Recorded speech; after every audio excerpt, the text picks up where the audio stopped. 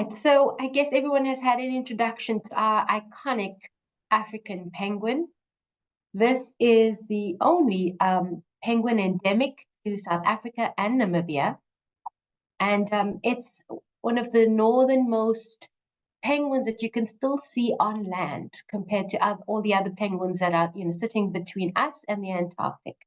So that's also quite exciting. Many people come from all over the world to be able to see a penguin. Our penguins are quite interesting.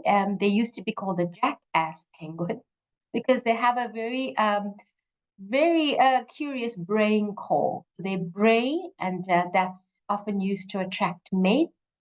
They also have a yell that's quite fierce, which is used for defense. And then they have a gentle haw sound that, often guides them back to their partners. Other curious facts about our penguins, they weigh between 2 and 5 kilograms. They're quite charismatic, and they have these black spots on their chests and bellies, which is like a fingerprint and distinguishes each individual. So that's quite nice to be able to tell them apart. And they're capable of diving to an average of 25 meters, and some individuals even down to 130 meters. And they're like little torpedoes in the water. They get up to 20 kilometers per hour on average. And in the wild, they can live up to 10 to 15 years in most cases. And of course, under the threats that we have, unfortunately, that number's gone down. In captivity, they can live much longer. And as Alison mentioned, they do really well as captive or in captive institutions like aquaria. So unfortunately, our African penguin has had some really tough history and is currently listed as endangered as of 2010. We've had a massive decline by 68% by 2010 from a population that used to be much larger. And SANParks manages about 66% of the remaining population in our protected areas along the west coast, boulders, as well as in Algoa Bay. We have a few island colonies that have some remaining populations that are managed under SANParks. However, the decline has been quite troubling, and if this continues, we could see our species functionally extinct in the near future. So just for a bit of context, we're looking at, close to 3 million breeding pairs in the 16th century. The populations were prolific, and the early records of the numbers that we used to have along our coastline it's quite large. But as of the 16th century, penguins were harvested for meat. Eggs were collected also for sailors and for those traveling around our coasts. And then, of course, the guano trade started, and that went on for about 150 years, where islands were mined for guano, which was used as fertilizer, removing some 200,000 tons, and lots of infrastructure set up around guano mining. And with that level of disturbance, removal of a prime habitat that's used for breeding, disturbance of the animals, removal of the animals as well. The disturbance, I think, was quite staggering. And by the 20th century, we'd lost about 90% of our population. So we're looking at, a 20th century, 3 million penguins. By 1956, we were down to 300,000. And today, we currently sit with less than 10,000 breeding pairs in the wild. So over a 67-year period, we've had a 97% decline. Now, this has been, like I said, really concerning. We have listed it as endangered as of 2010. But if this decline continues, we're looking at a critically endangered species, and there are plans underway to to uplist this to critically endangered, and hopefully with that brings more awareness, more strategies to help conserve our remaining population.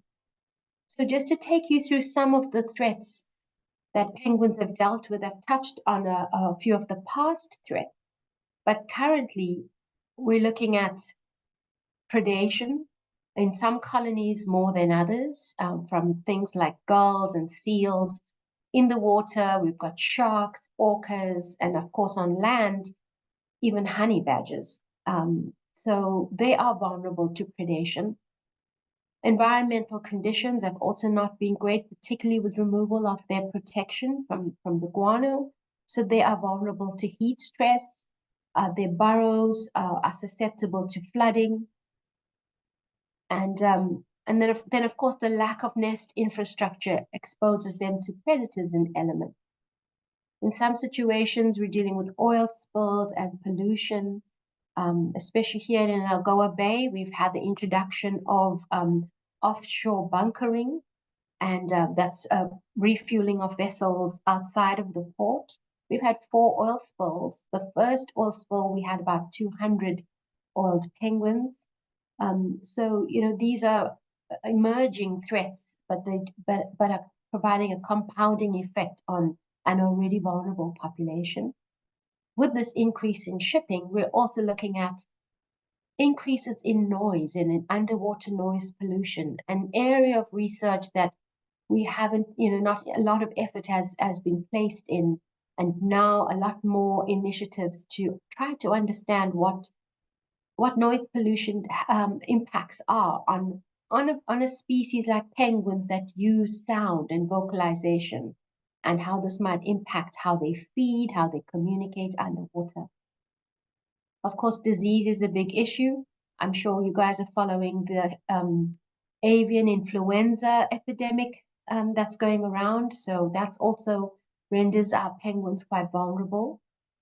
And then, as Alison mentioned, food scarcity, one of the biggest drivers of the loss of penguins. And you'll see this in the shift. So their main food preference is sardines and anchovy. Although they can also consume things like round herring, other small pelagic species, and in Algoa Bay, even squid. But sardine and anchovy, particularly sardine, has quite a lot of high nutrient benefit, particularly when they're raising chicks. It's got a high fat content. And with the shift and decline in sardines, we saw a related decline in our penguin numbers. And this is just from 2000, but that pattern has continued.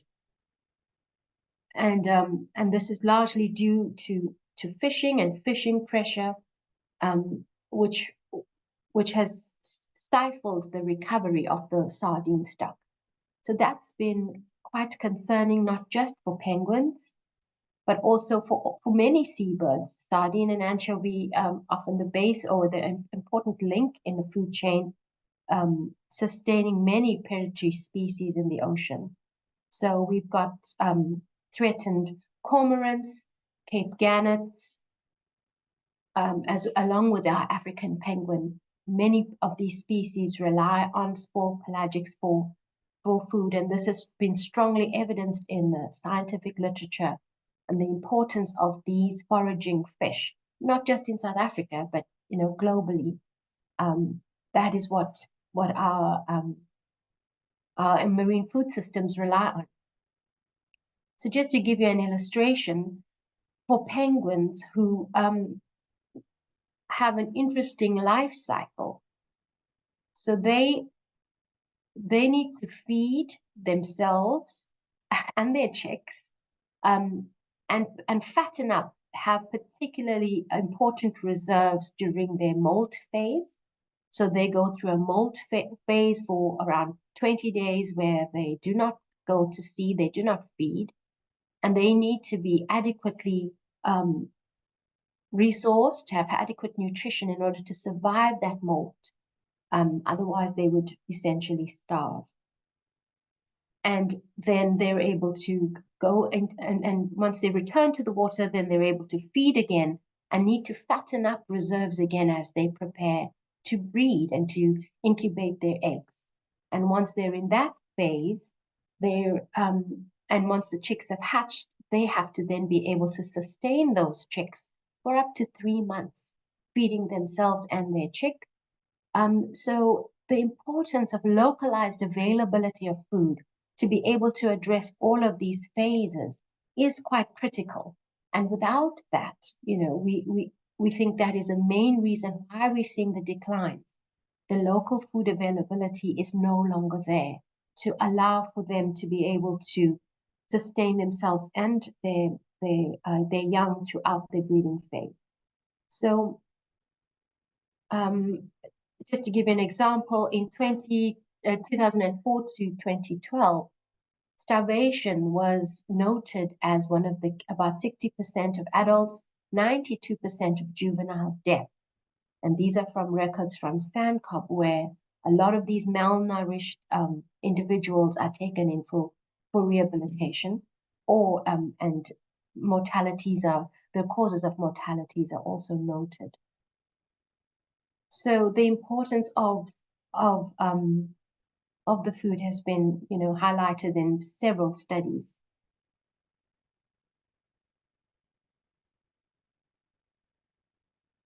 So given the importance and the urgency of the need to ensure that the population recovers and that we do not get to the critical stage, that we are in, the National Department, along with other partners and stakeholders, put together the African Penguin Biodiversity Management Plan. And this was gazetted in 2013. It was a plan that had a 5-year lifespan at the time, with the main aim of halting the decline and increasing the penguin numbers. And that was the key aim of the overall plan, with several objectives under the plan. Unfortunately, 5 and more years later, the objectives were not achieved. And if anything, our population has declined even further. And but there are several key lessons that arose out of that, and also some positives, including the stronger collaborations between various institutions of working together, the support. I think that has been quite important and quite crucial in terms of how one comes together, how a country comes together to protect an iconic endemic species, and also to understand the challenges and balancing the different aims and objectives around meeting the economic costs as well as the benefits to penguins. So from that plan, and along with several other initiatives, key research and monitoring were implemented in all the colonies. And this includes, annual population census that is done around the colonies. We mentioned the deployment of artificial nests and monitoring of them.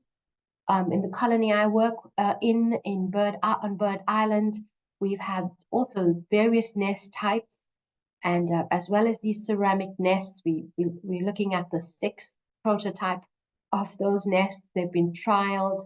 They are monitored. Their use is monitored weekly and adjusted as needed. Then we have projects to assess the temperatures within nests and try to understand the effects of climate change. Other monitoring includes measuring the conditions of adults and chicks, especially around the breeding season. Marking birds with transponders. These are little pit tags that can uniquely identify an individual, and those are read through ground readers and handheld readers, and helps also give an idea of movement, of age. Then the availability of prey, that's done with the annual stock assessments and stock surveys by the national government. There's a lot of predator control in various colonies, and these include gulls, seals, and various others that might be an issue. We have ongoing rescue and rehabilitation, and in partnership with SANCOB, where injured birds and malnourished birds are rehabilitated at their center and re-released into the same colony. And then other interesting projects and initiatives is re-establishing colonies. I don't know if you guys are aware, but there was a colony at De Hoop that was recently revived using decoys and vocalizations. They basically played a tape recorder with penguin calls that eventually attracted penguins to come into the space and start breeding. So essentially starting a colony there, and that was quite exciting. So along with all these research and monitoring initiatives, we still needed to tackle the issue of prey. How do we ensure that prey, the food availability is there, particularly during those breeding phases? And a project that arose out of this concern was what's called the island closure experiment. Now, this was started in 2008, and it was mainly to provide the scientific evidence that the lack of prey was indeed an issue in the declining penguin numbers, and that closure or avoiding purseine fishing around penguin colonies was actually going to be beneficial to improving the penguin population in that colony. So in order to make this, to bring a scientific soundness to this theory, 4 colonies were chosen, 2 on the west coast and 2 in Algoa Bay. And they, over a 3-year open-close cycle, fishing was excluded around a 20-kilometer radius. And this was carried out over a period of about 11 years. And over those periods, chick condition was measured, as well as population growth rate and so forth. So some parameters around what the impact of that closure could be. And so the results showed that, yes, there was a decrease in the amount of foraging time that penguins spent, particularly the breeding penguins, in foraging before they returned back to their nests. Overall, you had a 1% increase in chick survival, which increased breeding success, and you had an increase in chick condition. So it showed that actually it made a difference to reduce fishing pressure around penguin colonies. It did well for the penguin. There were some design flaws. It wasn't completely matched to the foraging range, and the 3 years was also not completely matched with the breeding cycles, the important life cycles of the penguins. But despite those limitations, there was a positive impact. However, these findings were disputed and caused a lot of negotiations that needed to be had and compromises that needed to be discussed around the flaws and experimental designs. However, the 1% did make an impact in terms of the rate of population decline had slowed by 10 to 20%. So given this evidence, and that there was now scientific evidence to support the benefits of closing areas to fishing for penguin conservation, SANParks, along with several seabird conservation NGOs, had recommended to our environmental minister that we actually take this step forward. We make it a longer term, looking at about 10 years, and year-round closure for those remaining islands. Imagine now, by now we have seen continued decline in the penguin colony. So even though there was a small, a positive influence of the closure, overall we did not, it did not translate into, the population being protected, or so there was an urgent need to enforce something longer term. And it was a compromise between the need to prevent functional extinction of penguins, but also the potential economic impacts of the closure of the area to the fishing industry, as they had a perceived loss, and what would that equate to economically had to be balanced with the benefit to penguins. And this led down a path of extensive review and deliberations, both nationally and internationally, and finally inviting some experts that culminated in many reports as well as recommendations that eventually supported long-term closures. And since then, our minister has implemented these closures around the 6 remaining penguin colonies. However, the exact boundaries are not yet aligned with the most up-to-date scientific findings. And sadly, this has set us back, and we're hoping that further negotiations will help align this better so that it can provide more meaningful benefits to penguins. If it is going to be closed, then how best to balance the penguin benefit to the loss to the fishery, so that we can actually see results in the next 10 years or so.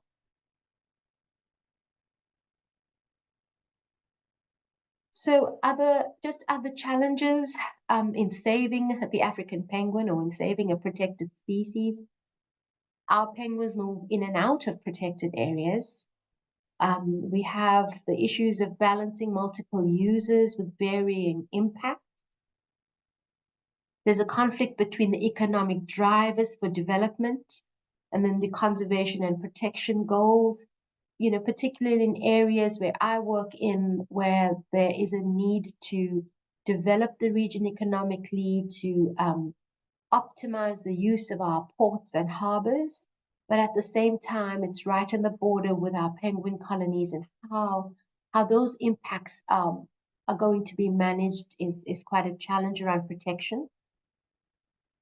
So the boundary impacts are high and compounding. And then management, particularly marine protected area management, requires constant engagement with stakeholders at multiple levels of government. We have marine spatial planning initiatives in South Africa. We even now have it legislated, but there are also challenges there in implementation. And as you understand, in the marine space, things move and there's high levels of connectivity. So it's not the same as protecting terrestrial spaces that are quite static. Our marine spaces are very linked and connected. So even here, understanding those dynamics are quite important. So what is our way forward? And will we save our iconic African penguin? I think we need to stay optimistic. I think we keep with our collaboration, knowledge sharing and co-learning, working closely with our partners, collaborations, engaging with government, engaging with various users, including the fisheries. We can monopolize on emerging technologies that contribute to advancement in science, being innovative, using remote sensing, even AI, to improve our ability to gather and interpret data. And then, of course, education, awareness, engaging the public to support conservation efforts, to spread the message and to understand what our penguins going through, but also what we can do as a species. I tell a lot of people, if you don't really need to eat sardines, you shouldn't. But that's, of course, your personal preference.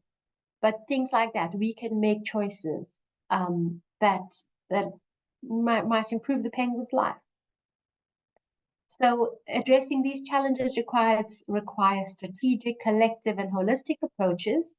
And we need to build on a community of sustainability and able to provide evidence-based support to policymakers within the context of our major societal challenges. And with that, thanks everyone for listening, and acknowledgement to all our collaborators and those who contribute data, who do much of the research and monitoring in these colonies. Yeah, acknowledge to them. Thanks. Dr. Lawrence, thank you for a beautiful and extremely informative presentation. We really appreciate it, and we really appreciate that you took time out of your tight schedule to do this for us. So It's an absolute pleasure. I know you have a flight to catch. I think we have a few minutes just to ask some questions, which I'm pretty sure the class has. Okay, so then I think we've got the go ahead. Dr. Andy? Yes, hello. I'd just like to ask, are there any certain conservation strategies that have been implemented to raise public awareness?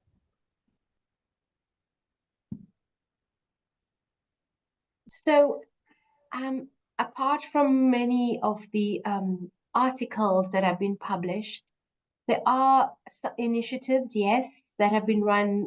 I know SANParks has their platforms in which they publicize information and updates on the African penguins, but also various other NGO entities like SANCARB, the Two Oceans Aquarium. I think all of them have their but as opposed to one particular drive collectively, no. And and hopefully platforms like this and International Penguin Day can be used to raise greater awareness around this. Hey, I just want to hear on an earlier slide when you were talking about the key research and monitoring, it said there when checking the chick's condition, you measure the head length. I just want to know why. What information does that give you? So there would be a standard, like a benchmark of what a healthy chick head would be. And a healthy chick is one with a healthy weight and a healthy growth rate. So if you know the age of the chick, you know what head length to expect. And if that head length is smaller than what it should be, then we can say that chick is undernourished, or its growth is retarded, and that might be due to the lack of food, for example. So the head length, the flipper length, and the mass all tells us more or less whether that chick is in a healthy condition, and that can be measured against what a healthy condition looks like.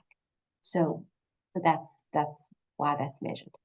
It's Candice speaking. I'd just like to find out from you, do you know if there's been any studies on the impact or what the impact will be if there were no African penguins, if they did go extinct? What would happen to the ecosystem? Okay, so what would happen to the ecosystem should we remove a predator, but also something that is a prey species? Remember, penguins are preyed upon by sharks and seals, so they are food for other species. But at the same time, they are an important predator in the system that helps keep balance. It's part of any ecosystem. Our predators are there as an important balance for the system. So it's like what happens if we remove all the lions or all the sharks. So each one has its role to play in maintaining a balanced and holistic ecosystem. So should that predator be removed, something might take its place.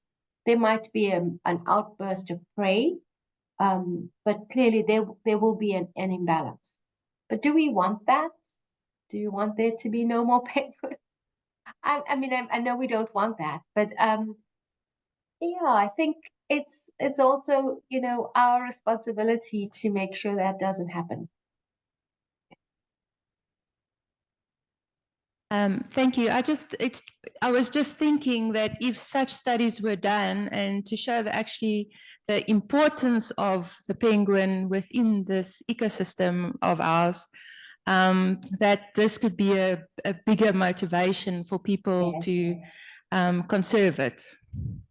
No, absolutely, of course. And yes, I mean, there is the ecosystem benefit. There's an ecosystem role that penguins play. And as we said, as a predator, it's quite important in the system.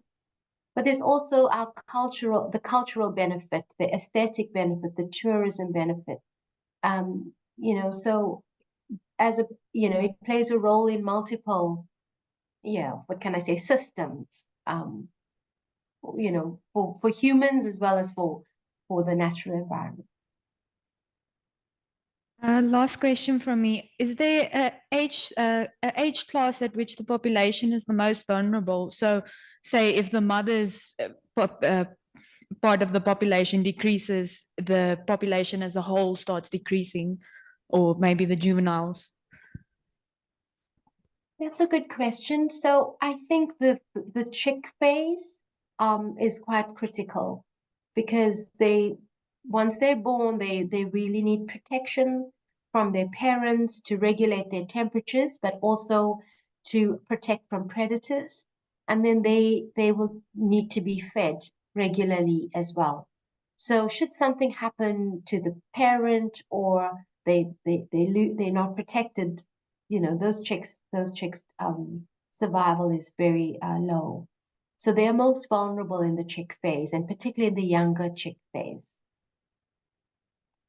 If say a bunch of chicks died, would the population as a whole suffer extremely badly, or would it suffer more if the parents died?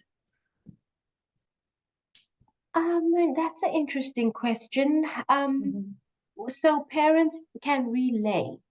If a healthy adult, healthy breeding pair can lay 2 eggs. If those eggs are not viable, or they, are predated on, or they're lost, they can lay again.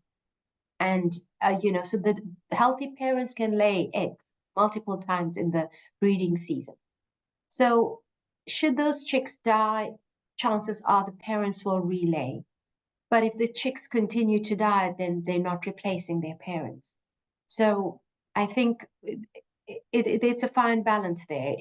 Yes, you can tolerate some chick mortality, but only to a point. You also do need a degree of chick survival so that the population is replenished. Thank you very much. Thank you. Yeah, I think you did mention how many chicks, what do you say, chicks are born per session, per Yes. breeding, yeah, 1 to 2. Cloverley, do you have time for one more question? Yes, go ahead. All right, so from Daryl Cotton, you mentioned a 1% increase in reproductive success. What are the predictions of this for population growth? And if it's not sufficient, what is the target level, and on what is this based? He further says he's asking because he wonders if the population viability of this species is not more dependent on adult survival than chick success, which I think links into the previous question. Yes, thanks. Very, very much so. So it's based on understanding population dynamics of penguins, which people have studied, and various population models have been built around that. So this is based on penguin population models. There's several publications around that, which I'm happy to share with Daryl if you would like that. But yes, so the 1% increase equates to 10 to 20% population growth. And I think should that be sustained, we would start to see a recovery. But unfortunately, we have not seen that. So, for example, in the last 5 or 6 years since the onset of the ship-to-ship bunkering I told you about in Algoa Bay, we've lost about 90% of our penguins there in such a short space of time, and that means the adults are gone. So penguins they're quite loyal to their breeding site. So once they choose a colony, once they settle in a colony, they basically have site fidelity. They remain in that colony for the rest of their life. So for penguins to be lost from a colony, it's not that they've moved to another place. So you're right, making sure our adults are protected ensures they might not breed every year, but when conditions are good, they can still breed. And if conditions are really good, they can breed more than once a year. So that's really what you want. You want to protect your adults. Of course, the chick phase is quite vulnerable and it's quite important. but how do we measure, how would we measure the success of the closure, for example? So if we close that area to fishing, which we did, how do we translate that benefit? How would we see it? And one of the indicators, well, if we're getting healthy chicks in a colony, they're not underweight, they're nourished, their growth rate is on track, then we can say there's enough food locally, because only with local adequate supplies of food would that chick be responding in that way. So that was, that was the understanding around that measurement for chicks. Daryl, I hope I answered your question.